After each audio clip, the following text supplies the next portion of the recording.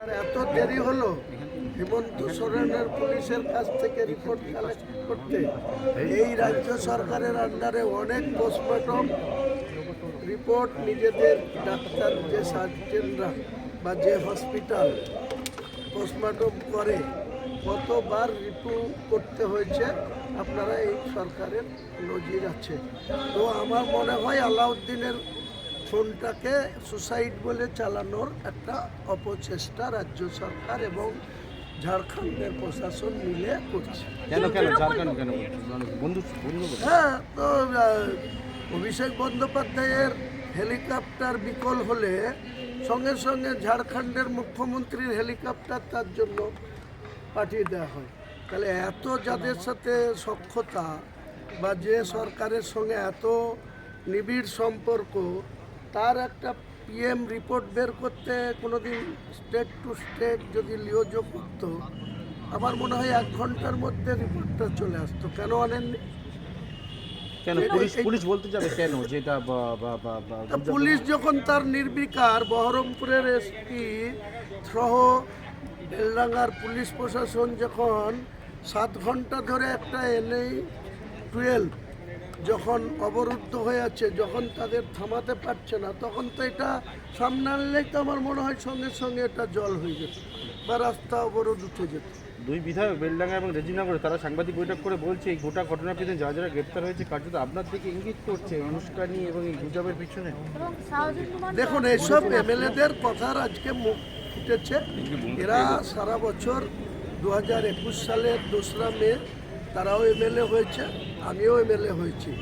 কোনোদিন তারা তৃণমূলের সরকারের ভুল ভ্রান্তি, তোলাবাজি, মুসলিম বিরোধী পদক্ষেপ এসব নিয়ে কোনোদিন এরা নামে মুসলিম রবিউল আলম চৌধুরী আর হাসানুজ্জামান তারা কোনোদিন মুখ খোলেনি। আজকে তাদের নেতারা যখন ঘুম ছুটে গিয়েছে, ট্যাবলেট খেয়ে ঘুমাতে হচ্ছে অভিষেককে আর মমতা ব্যানার্জিকে, তাদের নির্দেশে এখন মুখ খুলছে। এসব মুখ খুলে কোনো লাভ হবে না। মুর্শিদাবাদের মুসলিম ভোটাররা তো বটেই, অমুসলিম ভোটাররাও সিদ্ধান্ত নিয়ে ফেলেছে যে এই তৃণমূল সরকারটাকে আর তারা রাখতে চায় না এবং মুর্শিদাবাদে তারা 20টা সিটে জিতে আছে। আগামী দিনে যেদিনই ভোট হবে কবে তার আজকে অনিশ্চয়তা দেখা দিয়েছে।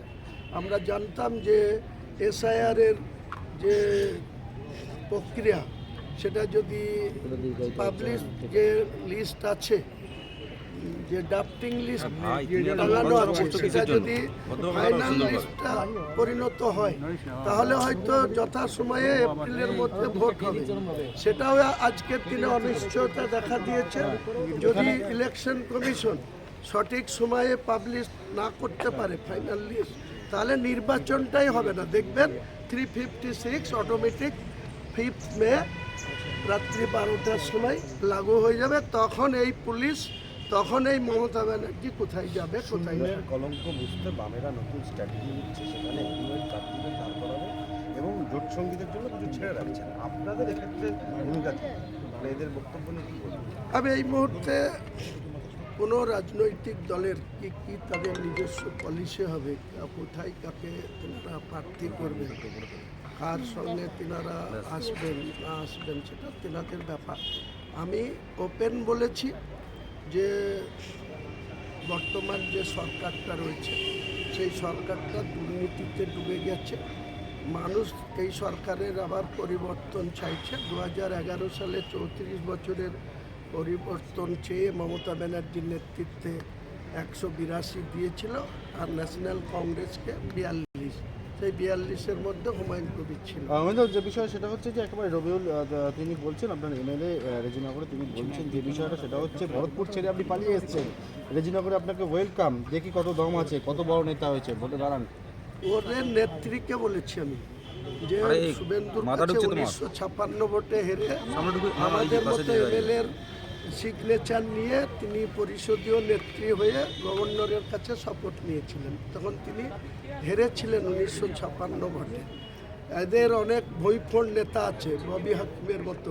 রবিউলকে তো আমি মনেই করি না কিছু। এদের নেতা ববি হাকিম বলে যে এই মমতা ব্যানার্জির ছবিটা যদি পিছন থেকে সরে যায় তাহলে আমরা সব সরল। তো তিনি নিজে জ্যান্ত মমতা ব্যানার্জি 1956 ভোটে হেরেছিল, আর আরও